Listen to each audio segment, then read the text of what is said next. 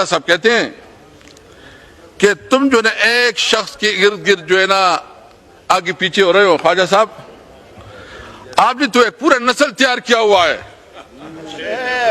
ابھی میاں نواز شریف، میاں شہباز شریف، میاں حمزہ شریف اور میڈم مریم نواز، اور اس کے بعد اس کی جنید، میرے خیال میں کوئی جنید صدر ہے کہ کیا ہے، وہ بھی تیار ہو رہا ہے. ماشاءاللہ ایک نسل تیار ہو رہا ہے. آپ میں سے کوئی لیڈر نہیں بنے گا، آپ فکر نہ کرے، آپ صرف ڈیکس بجانے والے ہوں گے. تحریک انصاف میں بیرسٹر گور چیئرمین بن جاتا ہے. تحریک انصاف میں عمر ایوب اپوزیشن لیڈر بن جاتا ہے. تمہارے قسمت میں یہ نہیں ہے، تم نے صرف تالیاں بجانی ہے اور ڈیکس بجانے ہیں، تمہارے پاس اور کوئی راستہ نہیں ہے.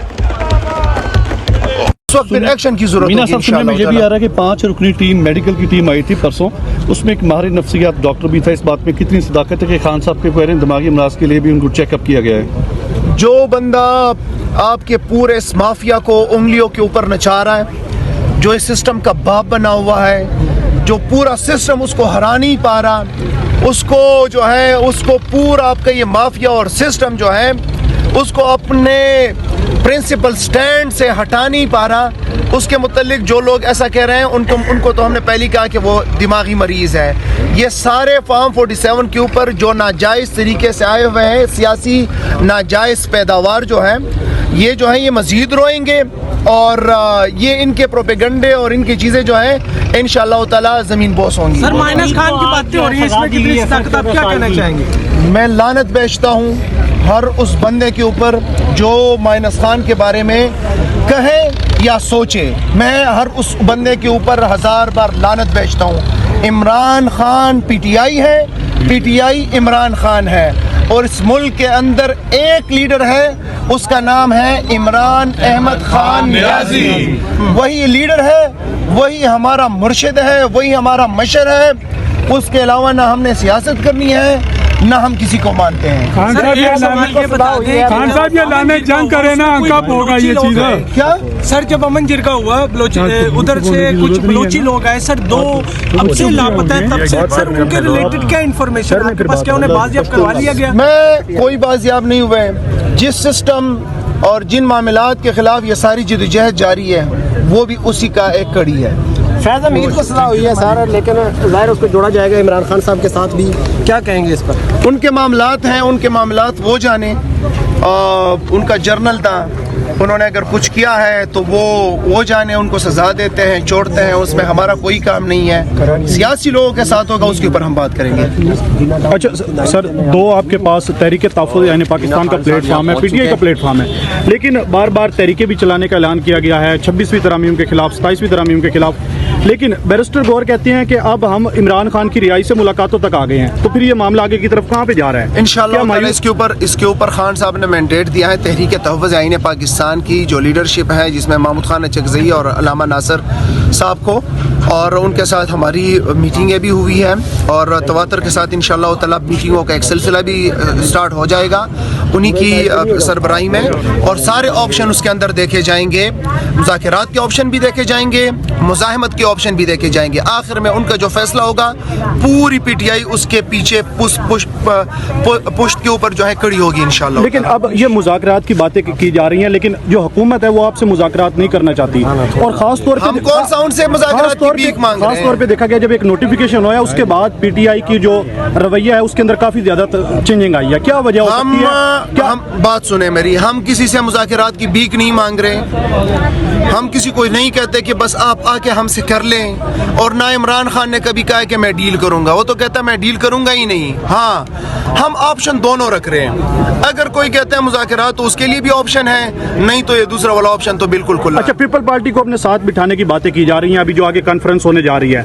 عمران خان تو کہتے ہیں کہ میں نون لیگ اور پیپل پارٹی کے ساتھ کسی صورت میں نہیں بیٹھ سکتا، اور بینیفیشری ہے پیپل پارٹی. تو اگر پیپل پارٹی کے ساتھ آپ بیٹھ رہی ہیں تو نون لیگ کے ساتھ بیٹھنے میں کیا مزہ ہے؟ عمران خان صاحب نے ڈائیلاگز، مذاکرات، انگیجمنٹ کا اختیار محمود خان اچکزئی اور علامہ ناصر راجہ صاحب کو دیا ہے، جو کہ تحریک تحفظ آئین پاکستان کے لیڈرشپ ہے. پی ٹی آئی تحریک تحفظ آئین پاکستان کا ایک حصہ ہے، ایک پارٹی ہے بہت سے پارٹیوں میں. اب یہ تحریک تحفظ آئین پاکستان کا فیصلہ ہے کہ ہم نے لوگوں کو انگیج کرنا ہے، تو انہوں نے جس کو بھی انگیج کرنا ہے ان کا فیصلہ ہے. خان صاحب نے اس کو اختیار. لیکن عمران خان کے جو بنیادی اصول تھے جس پہ وہ ڈٹے ہوئے ہیں وہ تو ان کے خلاف جا رہے ہیں. تحریک تحفظ آئین پاکستان ہم اتحاد کے اندر ہے. وہ اتحاد اگر کسی کو انگیج کرنا چاہتا ہے وہ اتحاد کرے گا. ڈائریکٹ پی ٹی آئی نہیں ہوگی، اتحاد کرے گا. شیر ہے، انہوں نے کل صبح پریس کانفرنس کی ہے اختیار ولی صاحب. وہ کہتے ہیں کہ اب یہاں سے ہم عمران خان کو شفٹ کرنے کا سوچ رہے ہیں. بلوچستان میں بھی ہو سکتا ہے اور سندھ میں بھی، کل سندھ کی بھی باتیں ہو رہی ہیں. تو کیا پاکستان تحریک انصاف ابھی بھی اسی طرح خاموش رہے گی یا کچھ کرے گی؟ مطلب خان صاحب کی یہاں سے جب شفٹ کرنے لگیں گے تو آپ لوگوں کا کیا لائے عمل ہوگا؟ اختیار ولی کو اس کو مائنڈ نہ کرے. اس کی کل قیمت جو ہے وہ ایک کوارڈینیٹری ہے.